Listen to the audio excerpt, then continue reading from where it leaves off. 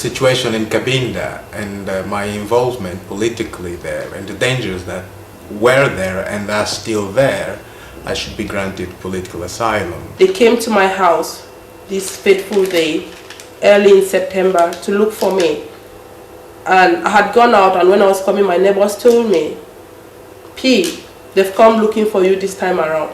Knowing they had come to my house this time around, I had been targeted in the streets, in rallies, in campaigns, but this time they had come to my house. I knew in my house I had vital things that would prove to them that it's me, and I've been doing this and that. So I had to flee for a safe place. Yeah. Me, I came from Somalia, and because of the war, that's why I came this country. And the first time I came this country, I didn't know anybody. I don't know English. So the good thing, I started going to the college because I couldn't make even friends. I'm from Darfur. My country is it got war, so that's why I'm out of Sudan. Until now, I don't have contact with my family. 2 years something now. 2 years, 8 months something.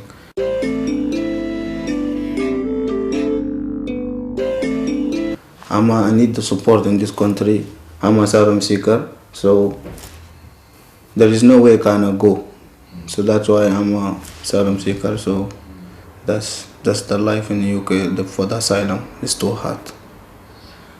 So I was supported by NAS. I went for my interview sometime early 2007. I was refused within weeks. I went to court.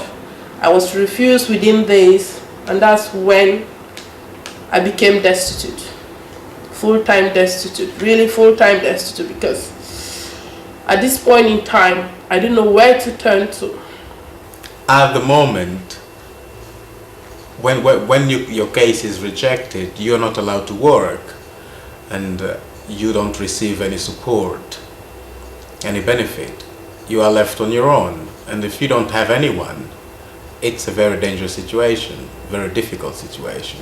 From 2003, they closed the case until this year, 2009. I was sleeping to my friends.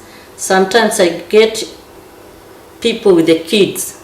They help me maybe 3 months or 6 months because they want to use me. You know, those people, they are users. You know, you are going to clean the house. You cook me, I like to cook.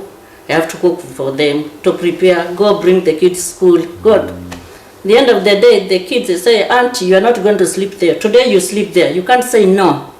It's difficult for many people. Even at the peace house, some people, they break down. They break down because it's a hopeless situation for many. Because you don't know when it's going to end. You don't know even when it ends, how it ends.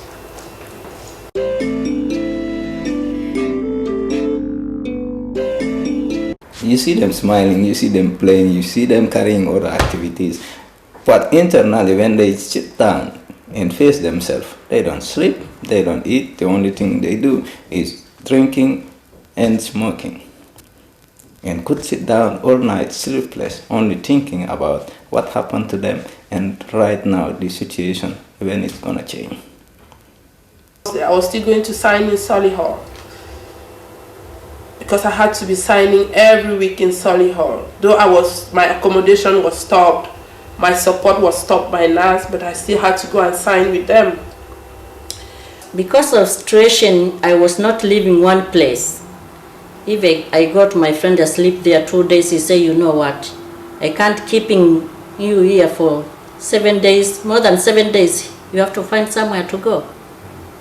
So the situation not good.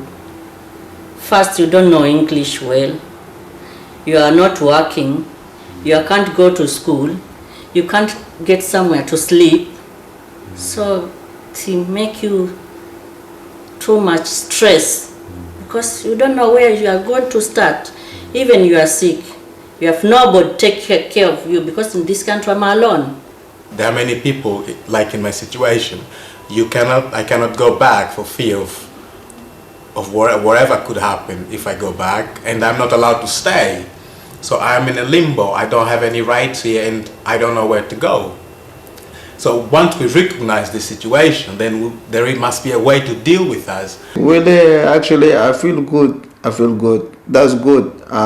It's hard. It's good. If I can explain to you more, it's hard to leave Africa, to leave your background, to leave your family. Hard to come to stay in England, to see different people and like new people for you, you know. So different language. So this is hard. It's hard to me. It's hard, and the Home Office, he give you something good for the reason to stay in UK. That's really hard. That the real hard in this country. Yeah. And at the end of that 12 years, you're threatening with deportation. I think it's very inhumane way to treat a human being. The record of Britain on the treatment of asylum seekers is, as I say, a mixture of cruelty and incompetence. The system is fantastically bureaucratic and slow. It messes people around. These are people, often very able people, who've come halfway across the world, who really want to work and improve their life. They get waiting for years and years, endless bureaucratic procedures. They become depressed and fed up. They're living on next to nothing. Children are born who aren't properly cared for. But if they don't have the choice to go back home, even if it is harder for them, they would die here, but they wouldn't go back home because they would face persecution. It's just kind of, I see it kind of, it's a horrifying test, a life test for people to see who is genuine, who is not genuine. And it's very difficult sometimes. Unfortunately, people are losing their health, people are losing a lot of things, part of their lives here, because they are genuine and can't go back home.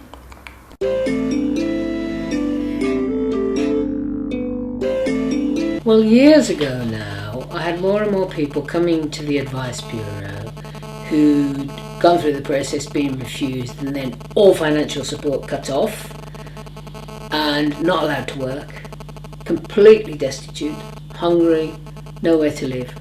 Terrible. Real people, coming. I used to give out the odd bit of money and nowhere to send people. Dreadful. And I got together with Jeff Wilkins, and we started off writing letters to sort of good people, bishops and people, and saying, we want to establish a fund, please could you give us a bit of money? And that was really the beginnings of hope. It is not just simply about doling out cash or giving a bit of charity here and there or providing money for the poor. It's actually about the quality of society that we want to live in.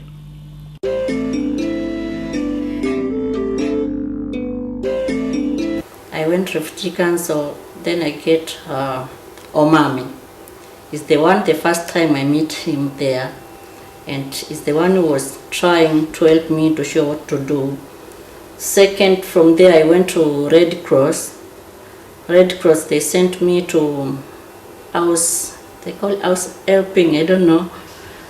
So from that time, I get somewhere to sleep, was September last year. They started giving me £50 for 2 weeks. Oh God, they changed my life. I didn't believe it whether I can get room to sleep alone to relax my mind. I got to go into Hope Housing, which was sometimes in July 2007. So I've been in Hope Housing since July 2007 until January 2009. That nurse had to take me back into Section 4. And when they talk about Hope Housing is not really housing as in housing. They are there for you.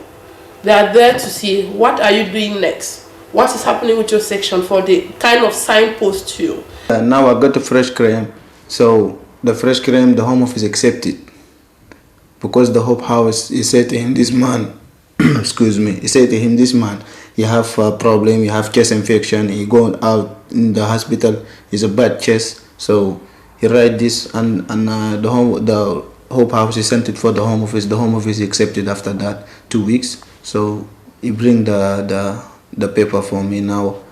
So the Hope officer called me, he say, Mr. Kano, the Home Office accept your case, so can support you for the Section 4. I still look up onto Hope Housing, like my parents in Britain, kind of like, I always run to them to tell them, like if anything happens in the house, I always run to tell them, oh, this happened, what should I do? So they've been very, very supportive, very, very supportive to us. I would encourage other organizations working with particularly vulnerable groups in their populations to look at the example of how Hope operates and to realize that this is real value for money, that for every pound that you give to these organizations, they will put it to very good use, and not a penny of what we give from the primary care trust, for instance, to the independent sector is ever wasted.